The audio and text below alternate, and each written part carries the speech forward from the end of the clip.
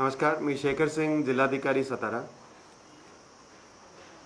सर्व आपले जे जनरल प्रॅक्टिशनर्स आणि रजिस्टर्ड मेडिकल प्रॅक्टिशनर्स आहे त्यांना सर्वांना आज माझ्या वतीने एक विशेष आवाहन मी तुम्हाला सर्वांना करतो. विशेष संदेश माझ्या वतीने तुम्हाला सर्वांच्यासाठी आहे. बहुतेक ठिकाणी आम्ही आज किंवा उद्या 2 दिवसात सर्व जनरल प्रॅक्टिशनर आणि रजिस्टर्ड मेडिकल प्रॅक्टिशनर्सची ट्रेनिंग घ्यायचं ठरलं आहे. संपूर्ण आपले PHC क्षेत्रामध्ये जे ग्रामीण क्षेत्रामध्ये PHC ज्युरिस्डिक्शनमध्ये असणारे जे आपले GPs आहे त्यांची ट्रेनिंग आपलं PHC स्तरावर आणि त्याच मानाने शहराच्या ठिकाणी MS यांचे अखत्यारीत RH किंवा SDHमध्ये आपण ट्रेनिंग घेण्याचं ठरलं आहे.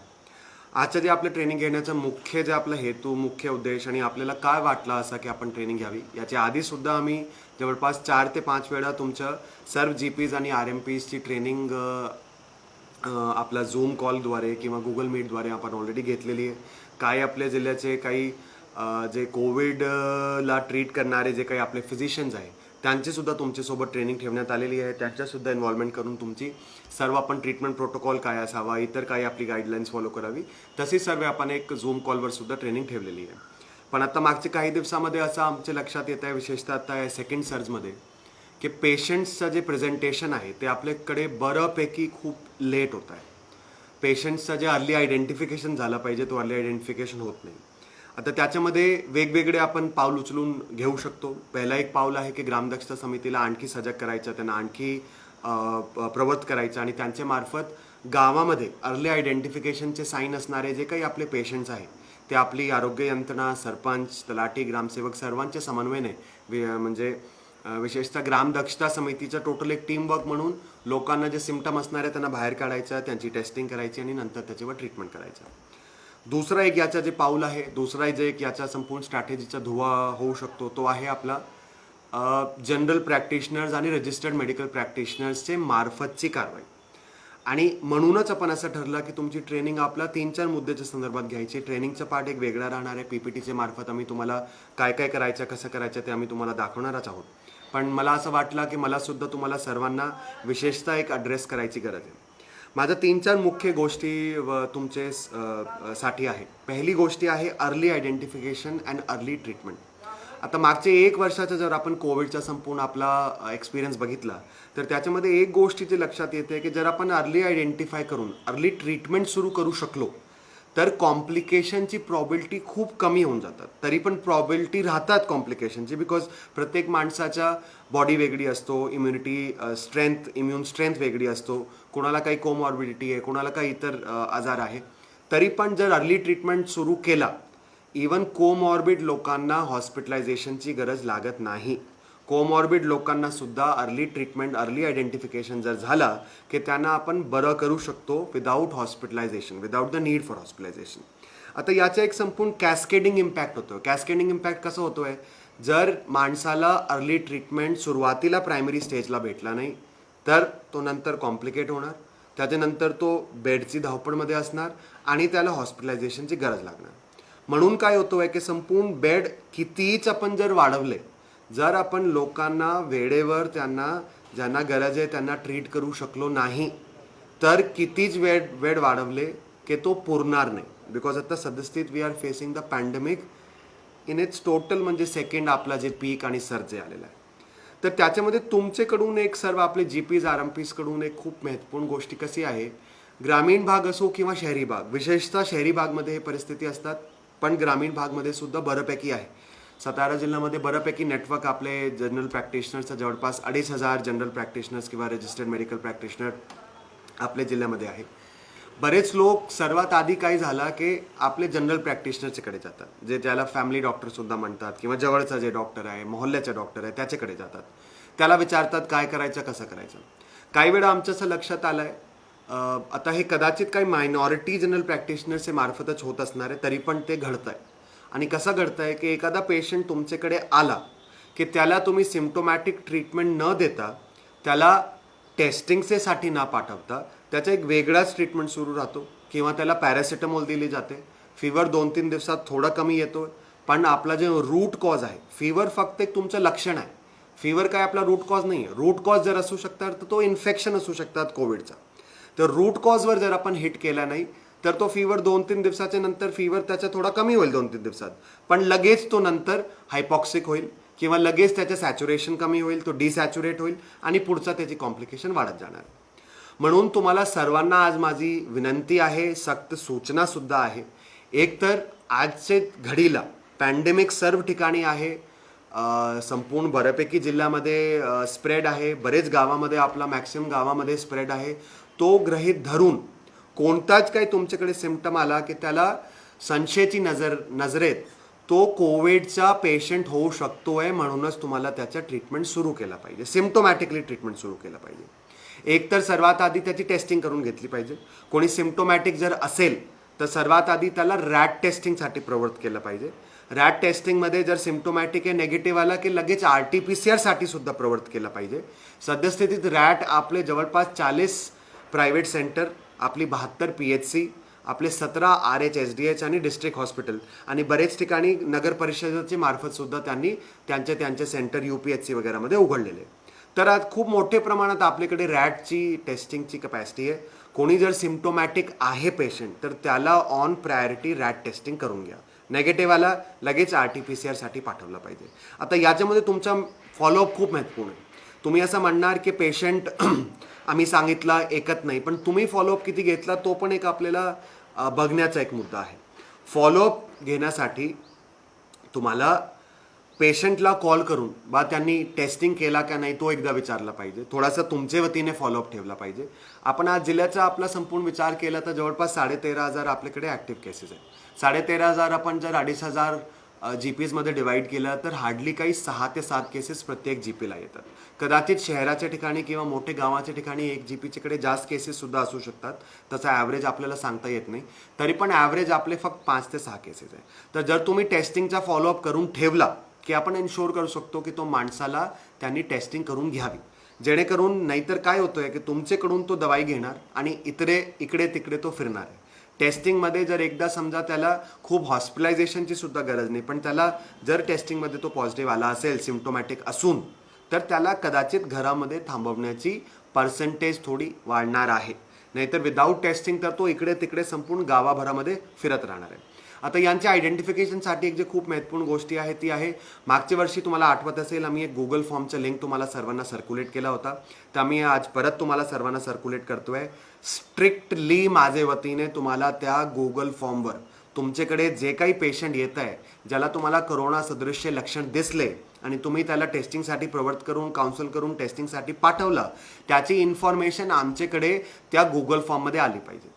याचे पुढे ज्या RMP आणि GPsकडून आम्हाला इन्फॉर्मेशन येणार नाही किंवा शून्य इन्फॉर्मेशन येणार, त्यांना आपण आमचे कॉल सेंटरच्या मार्फत कॉल करून विचारणार सुद्धा आहे. आणि कदाचित जर आपल्याकडे काही प्रोग्रेस दिसली नाही, कदाचित काही GPsवर मला नाईलाज ॲक्शनसुद्धा घ्यावं लागेल. सद्यस्थित पॅन्डेमिक आहे, आपली काही वेळ ॲक्शन घ्यायची वगैरे सुद्धा नाही आहे, पण काही वेळा स्ट्रिक्टसुद्धा वागण्याची गरज असते आणि या गोष्टीमध्ये 100% मी स्ट्रिक्ट वागणार आहे. आत्ताच तुम्हाला सर्वांना स्पष्टपणे मी सांगून देतो. तर म्हणून ती वेळ येणार नाही, मला 100% तुमच्याकडून अपेक्षित आहे. तर तुमच्याकडून जे अपेक्षित आहे की गुगल फॉर्ममध्ये डेली जे तुमच्याकडे पेशंट येतात ज्यांना कोरोना सदृश्य लक्षण आहे त्याची माहिती आम्हाला भेटली पाहिजे, त्यांचे संपूर्ण डिटेलच्या सोबत. तर तुमच्याकडे येणाऱ्या प्रत्येक पेशंटची डिटेल तुमच्याकडे ठेवा. शक्यतो लोक काय करतात, आपला ॲड्रेस नीट देत नाही. आम्हाला टेस्टिंगसाठी देताना सुद्धा कोरेगावचा असेल, खटावचा असेल, फलटणचा असेल ते ॲड्रेस सताराच देतात किंवा कराड देतात. नंतर आपण त्यांना ट्रॅक करायला खूप अडचणी होतोय. तर म्हणून त्यांचा एखादा आय कार्ड्स बघून जर तुम्ही ॲड्रेस नोट करून घेतला किंवा त्यांचा मोबाईल नीटपणाने घेतला तर आपल्याला त्यांना नंतर कॉन्टॅक्ट करता येणार. तर ही गुगल फॉर्मवर तुमच्याकडून माहिती भरणं 100% अपेक्षित आहे. पहिली गोष्टी आपली झाली टेस्टिंगची. दुसरी गोष्टी आता आहे मुख्य ट्रीटमेंटची. आता तुम्हाला एखादा पेशंट दिसला ज्याला तुम्हाला असा सिम्प्टोमॅटिकली तो दिसतोय की कदाचित तो कोविड सदृश्य त्याला लक्षण आहे आणि तो माइल्ड पेशंट म्हणून आहे, तर त्याच्या ट्रीटमेंट सिम्प्टोमॅटिकली सुरू करायला हरकत नाही. रॅट टेस्ट मी म्हणतोय तर एक तर रॅट टेस्ट करून घ्या. लगेच ते रॅट टेस्टमध्ये पॉझिटिव्ह आला की माइल्ड पेशंट जर तो असेल तर त्याच्या माइल्ड पेशंटचं जे ट्रीटमेंट प्रोटोकॉल आहे काल पण मी तुमचे सर्वांचे GPsच्या ग्रुपवर सर्क्युलेट केलेला आहे. स्टेट टास्क फोर्सनी 2 ॲडवायझरी काढली, एक 3 पानाची ॲडवायझरी आहे आणि एक 30 ते 35 पानाचा आपला ट्रीटमेंट प्रोटोकॉल आहे. कृपया करून सर्व GPsनी ते दोन्ही ॲडवायझरी आणि ट्रीटमेंट प्रोटोकॉलला 100% बघून घ्यावा. पेशंटला जे माइल्ड पेशंट आहे किंवा अर्ली स्टेजेसमध्ये आहे त्यांना तुम्ही जे ट्रीटमेंट प्रोटोकॉलप्रमाणे ट्रीटमेंट द्यायला कुणाचीच तुम्हाला परवानगीची गरज नाही. सुरुवातीला तुम्हाला आठवत असेल कदाचित एप्रिल मध्ये आम्ही असं केलं होतं की जे आपले डेडिकेटेड सेंटर्स आहे त्याच ठिकाणी आपण त्यांना ट्रीट करणार होतो. आत्ता पण तसाच आहे. IPD पेशंट जर असेल तर त्यांना आपल्याला डेडिकेटेड कोविड हेल्थकेअर सेंटर किंवा डेडिकेटेड कोविड हॉस्पिटलमध्येच ट्रीट करायचं आहे किंवा CCCमध्ये ट्रीट करायचं आहे. पण जर तो आपला हॉस्पिटलाइज पेशंट नसेल, IPD पेशंट नसेल, OPD स्तरावर सर्व GPsचे कडून त्यांना व्यवस्थित मार्गदर्शन, व्यवस्थित ट्रीटमेंट प्रोटोकॉल आणि जे प्रोटोकॉलप्रमाणे त्यांना अर्ली ट्रीटमेंट भेटणं अगदी गरजेचा आहे. नाहीतर आपल्याकडे जे मॉर्टिलिटीमध्ये आता जे वाढ झालेला आहे त्याला आम्ही थांबवू शकणार नाही. वेळोवेळी आपल्याकडे जे सेंट्रल टीम आलेले आपल्या राज्यामध्ये किंवा इतर राज्यामध्ये सुद्धा त्यांच्यासुद्धा सर्वांचा असं ऑब्झर्वेशन आहे की जर सुरुवातीला OPD स्तरावरच फॅमिली डॉक्टरचे मार्फत GPचे मार्फत जर व्यवस्थित ट्रीटमेंट भेटला तर पेशंटची सिव्हिअरिटीची पॉसिबिलिटी, पेशंटची हॉस्पिटलायझेशनची पॉसिबिलिटी खूप कमी होऊन जातो. म्हणून तुमचे सर्वांचे तर्फे माइल्ड सिम्प्टोमॅटिक पेशंटच्या ट्रीटमेंट OPD स्तरावर, फोनचे फॉलोअपचे स्तरावर तुमच्याकडून होणं 100% गरजेचा आहे. त्याच्यामध्ये माइल्ड पेशंटसाठी जे ट्रीटमेंट प्रोटोकॉलमध्ये फॅव्हिपिराविर असो किंवा त्याच्यानंतर आपले काही अँटीबायोटिक एझिथ्रोमायसिन, डॉक्सिसायक्लिन, आयव्हरमॅक्टिन जे काही ट्रीटमेंट प्रोटोकॉलप्रमाणे आहे किंवा झिंक, विटामिन C वगैरे एक्सेट्रा जे ट्रीटमेंट प्रोटोकॉलप्रमाणे आहे, तुम्ही टेक्निकल लोक आहे, माझ्यापेक्षा तुम्हाला जास्त माहिती असणार आहे, त्याच्या हिशोबाने तुम्ही त्यांचा ट्रीटमेंट सुरू करायचं. त्याच्यानंतर 4 आपले पॅरामीटर आपल्याला मॉनिटर करायला प्रत्येक पेशंटला सांगितलं पाहिजे. त्याची पल्स रेट किती आहे, त्याचा टेम्परेचर किती आहे आणि त्याचा SpO2 किती आहे. आता हे गोष्टी जनरली आपण मेजर करतो. एक जे गोष्टी आपण काही वेळा विसरतो तो आहे रेस्पिरेटरी रेट. रेस्पिरेटरी रेट जर 20पेक्षा जास्त केला तर थोडासा सतर्कताची आपली घंटी वाजली पाहिजे. तर पेशंटला रेस्पिरेटरी रेट कसा मेजर करायचा तो पण त्यांना समजून घ्यायची कदाचित गरज आहे. तुमच्याकडून काउन्सिलिंग व्हायची गरज आहे.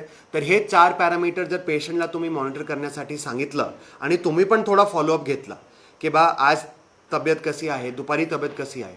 आता आपण सर पॅन्डेमिकला लढा देतोय, सर्वच आपला आता ओव्हरलोडेड आहोत, सरकारी यंत्रणा असो, प्रायव्हेट हॉस्पिटल असो. म्हणून आपल्याला सर्वांना जेवढे आपण पाऊल उचलतो त्याच्यापेक्षा दुप्पट, तिप्पट, चौपट पाऊल उचलण्याची गरज आहे. म्हणूनच सांगतो की प्रत्येक पेशंटला जर तुम्ही फॉलोअप करून घेतला तर अर्ली वॉर्निंग साईन जर तुम्हाला दिसले की तुम्ही लगेच त्याला रेफर पुढे करू शकता. कोणतेच ठिकाणी विदाऊट परमिशन IPD स्तरावर तुम्हाला ट्रीटमेंट करता येणार नाही. जर पेशंट मॉडरेट किंवा सिव्हिअर कॅटेगरीचा असेल आणि त्याला हॉस्पिटलायझेशनची गरज असेल तर त्यावेळी त्या माणसाला डेडिकेटेड कोविड हॉस्पिटल किंवा डेडिकेटेड कोविड हेल्थ सेंटरला पाठवण्याची गरज राहणार आहे. याच्यामध्ये जे तुमच्याकडे पेशंट आहे, जे माइल्ड पेशंट आहे, जरी ते माइल्ड असले, जे कोमॉर्बिड आणि वयोवृद्ध आहे त्यांच्यावर विशेष लक्ष ठेवा, त्यांचे पॅरामीटर्सवर विशेष लक्ष ठेवा आणि त्यांना त्याच्या अनुषंगाने तुमचा ट्रीटमेंट करणं तुमच्याकडून अपेक्षित आहे. तर हे भाग आपला झाला अर्ली ट्रीटमेंटचा, अर्ली वॉर्निंग साईन्सचा. तुम्ही अर्ली वॉर्निंग साईन आयडेंटिफाय करून आता सिम्पटम पण जे आहे, सुरुवातीला सिम्पटम होते ताप येणे, गला दुखणे वगैरे. आता ब्रेथलेसनेस एक खूप मोठा सिम्पटम आहे. आजच आपल्या इंडियन एक्सप्रेसमध्ये आर्टिकल आला आहे ज्याच्यामध्ये सर्वात जास्त लोक आता ब्रेथलेसनेस येऊन हॉस्पिटलाइज होत आहेत. त्याच्या व्यतिरिक्त खोकला, खांसी, आपला शिंकणे ते तर तुम्हाला माहीतच आहे, ऑलरेडी आहे. त्याच्या व्यतिरिक्त एक थकवा खूप एक असा एक इम्पॉर्टंट सिम्पटम झालेला आहे. तर तुम्हाला पेशंटला सुद्धा काउन्सिल करताना तुमच्या वतीने सांगताना असं सांगितलं पाहिजे, जर मी नॉर्मली बरं असतो पण एक दिवशी मला खूप असा थकवा जाणवते तर थोडासा सतर्क आपल्याला राहिलं पाहिजे की थकवा का जाणवते. लगेच आपल्याला ते अर्ली वॉर्निंग साईन आयडेंटिफाय करून अर्ली ट्रीटमेंट आपला सुरू झालं पाहिजे, जेणेकरून लोक पुढची सिव्हिअरिटीमध्ये जाणार नाही. तुमचा हा एक स्टेप जर तुम्ही, ज्याला मी म्हणू शकतो फर्स्ट लाईन ऑफ डिफेन्स, जर तुम्ही फर्स्ट लाईन ऑफ डिफेन्सवर तुम्ही ऑलरेडी आपले कोविड वॉरियर्स आहात, तुम्ही ऑलरेडी आमच्यातर्फे सोल्जर म्हणून काम करतच आहात, पण त्याच्यामध्ये जर तुम्ही तिकडे ठामपणे फर्स्ट लाईन ऑफ डिफेन्सला जर तुम्ही ठामपणे उभं राहिले, ट्रीटमेंट प्रोटोकॉलप्रमाणे, अर्ली वॉर्निंग साईनप्रमाणे, अर्ली ट्रीटमेंट प्रोटोकॉलच्या प्रमाणे जर तुम्ही त्यांना व्यवस्थित ट्रीटमेंट तिकडे दिला आणि विशेषतः पेशंटची काउन्सिलिंग केली, काय करावं काय करू नये. होम आयसोलेशनच्या तुमच्या OPDच्या मोस्टली पेशंट असणार आहे, त्याला सांगणं गरजेचं आहे की घरामध्ये कसं थांबायचं आहे, केअरटेकरनी त्याची काय काळजी घ्यायची, घरामध्ये असताना सुद्धा मास्कचा वापर, इतर गोष्टी कसा करायचा, जेवणमध्ये काय काय घ्यायचं, सकस आहारमध्ये काय काय घ्यायचा, ती काउन्सिलिंग तुमच्याकडून करणं गरजेचं आहे.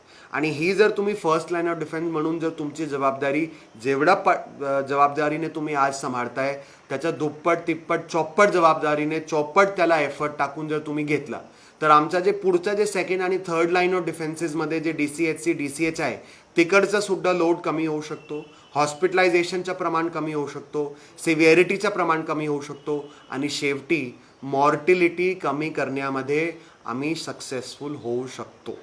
पण जर ती फर्स्ट लाईन ऑफ डिफेन्सच आपली वीक राहिली तर पुढचं आपलं कितीच आपण काम केलं त्याच्यामध्ये फार काही जास्त आपल्याला यश भेटण्यामध्ये आम्ही तेवढे सक्सेसफुल होणार नाही.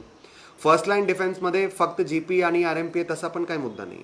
आमचे जे सबसेंटरला काम करणारे CHO, आमची आशा, आमची PHC ती पण संपूर्ण फर्स्ट लाईन ऑफ डिफेन्स आहे.